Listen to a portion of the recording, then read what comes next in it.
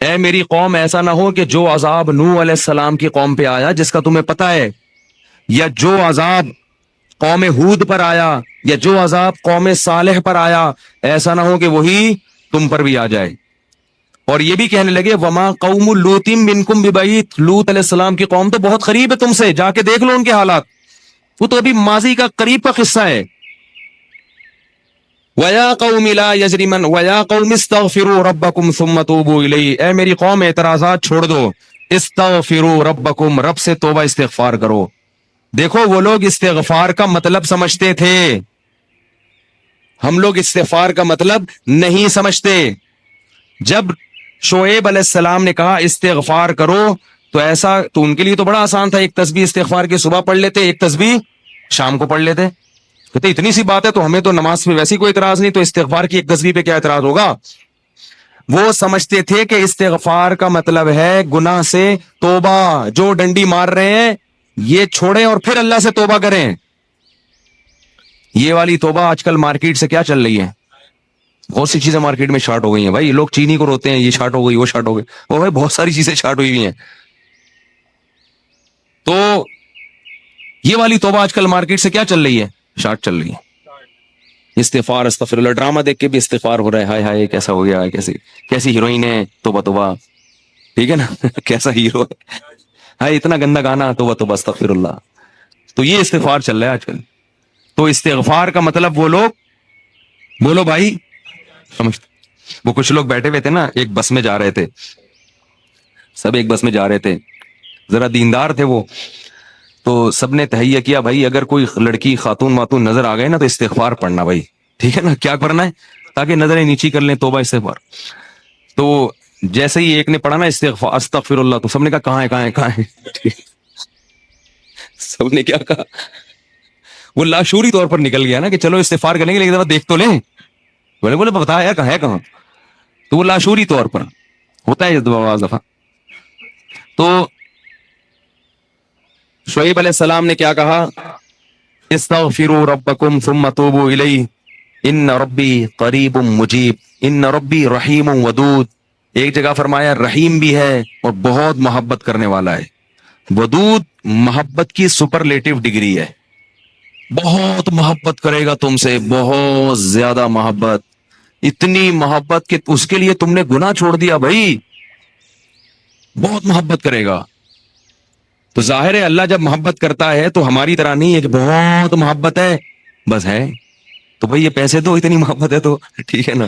آپ کو کوئی دوست پریشانی میں آیا آپ کے پاس، بہت پریشان تھا، اس کو پیسوں کی ضرورت تھی، وہ آپ اس سے کہہ رہے یار مجھے تمہیں، آپ کو پتہ نہیں تھا کہ ابھی یہ پیسے بھی مانگ لے گا مجھ سے، کہہ رہے یار مجھے تم سے بہت محبت ہے، ایکچولی میں بتا نہیں سکتا بہت محبت ہے، وہ بڑا خوش ہو گیا بھائی اب تو ٹھیک ہے بھائی، تو کہہ رہے یار مجھے نا 100 روپے کی ضرورت ہے، اب آپ کہہ رہے یار یہ کیسے موقع پہ میں نے اظہار کر دیا محبت کا، ٹھیک ہے نا۔ تو ہم لوگوں کی محبت کیسی ہوتی ہے، ایسی ہوتی، اگر ہمیں پہلے سے پتا ہوتا پیسے مانگتا ہے تو ہم کیا کہتے ہیں، یار محبت کچھ نہیں ہوتا، مفتی صاحب نے بیان کیا تھا لویریا پر، وہ جا کے سن لینا، پھر ایسا کہیں گے ہم۔ تو اللہ جب کہہ رہا ہے نا کہ استغفار کرو گے تو میں کیا کروں گا، ودود بے پناہ محبت کروں گا، بے پناہ محبت، اس کا مطلب ہے کہ پھر اللہ نوازے گا، بہت بہت نوازے گا، رزق کی فراوانی کر دے گا، رزق کے دروازے کھول دے گا، دل میں سکون ڈال دے گا۔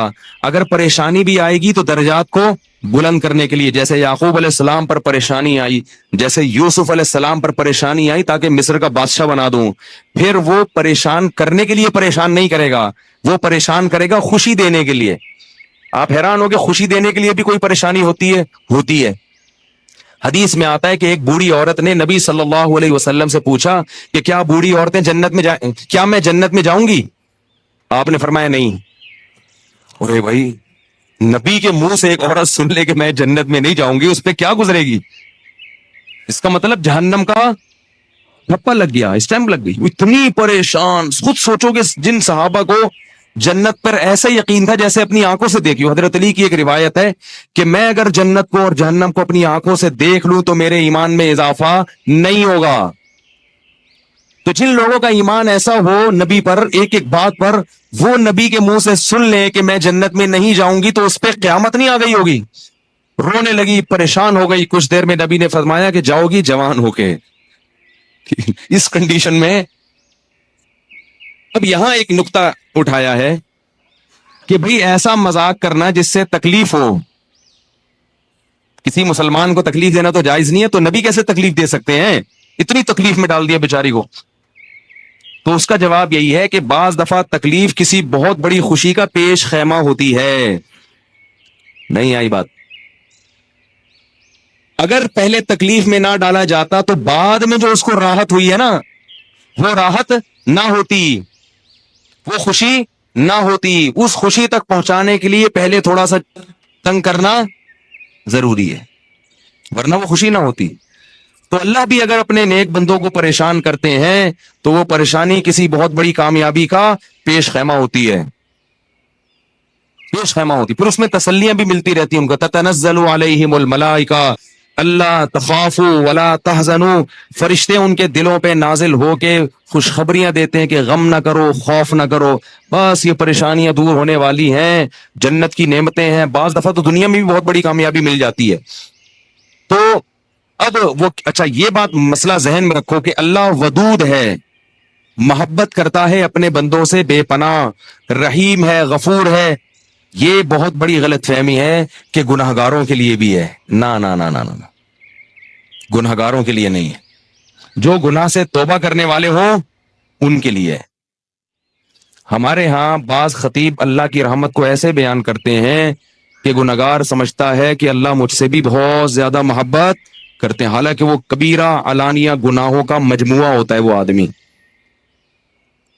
گناہوں سے اللہ کبھی بھی محبت نہیں کرتے, تو گناہگار سے کیسے محبت کریں گے؟ جو گناہ سے بچنے کی کوشش میں لگ جائے, بے شک نہ چھوٹے ہوں لیکن بچنا چاہتا ہے, اس سے بھی اللہ محبت کرتے ہیں. علماء لکھتے ہیں گناہ نہ بھی چھوٹے ہوں لیکن چھوڑنا چاہ رہا ہے, لائن پہ آنا چاہ رہا ہے, تو اللہ اس سے بھی محبت کرتے ہیں.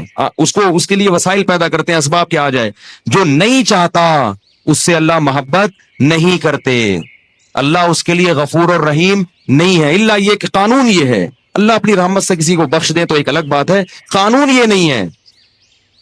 قانون یہ ہے کہ وہ کیا ہے, عزیز ذو انتقام, غالب ہے اور انتقام لینے والا ہے.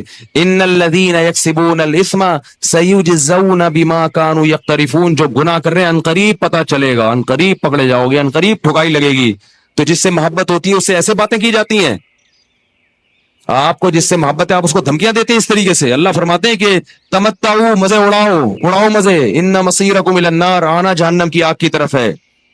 حدیث میں آتا ہے کہ میں سب سے زیادہ غیرت مند اور اللہ مجھ سے بھی زیادہ غیرت مند ہے. اور اللہ کی غیرت کو اس وقت جوش آتا ہے جب کوئی اللہ کے حرام کردہ کاموں میں سے کوئی کام کرتا ہے.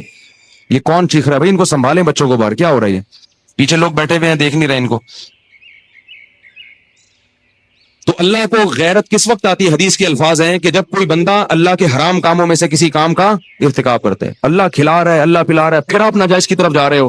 تو حدیث میں یہ نہیں آتا کہ جب کوئی بندہ گناہ کرتا ہے تو اللہ کو اس میں محبت کا بڑا جوش آتا ہے. نہ نہ, پھر اللہ کو غیرت آتی ہے اور اللہ کی صفت انتقام جوش میں آتی ہے. اس لیے بھائی گناہ کرتے ہوئے اللہ سے ڈرا کرو, اللہ کی رحمت کی امیدیں گناہ کرتے ہوئے نہ لگایا کرو. ایسا نہ ہو کرنے کے دوران کوئی چھت گر جائے, زمین پھٹ جائے. بنی اسرائیل نے گناہ کیا تھا نا, ہفتے کے دن اللہ نے منع کیا شکار مت کرو, انہوں نے کر لیا, تو کیا اللہ بڑا غفور رحیم, اللہ نے معاف کر دیا فوراً. رات کو سوئے ہیں تو صبح کیا ہوا ہے, بندر اور سور جیسی شکلیں بنی ہوئی تھی. اللہ ہم سب کو محفوظ رکھے. تو گناہ سے بچنا چاہو گے تو اللہ کی رحمتیں ہیں, اللہ کی محبتیں ہیں. گناہ سے بچنے کا ارادہ نہیں کرتے تو پھر جہنم ہے, پھر جنت نہیں ہے. سمجھ رہے ہو کہ نہیں سمجھ رہے بھائی؟ یہ باتیں کہتے ہوئے مجھے بھی ڈر لگتا ہے, مجھے بھی ڈر لگتا ہے.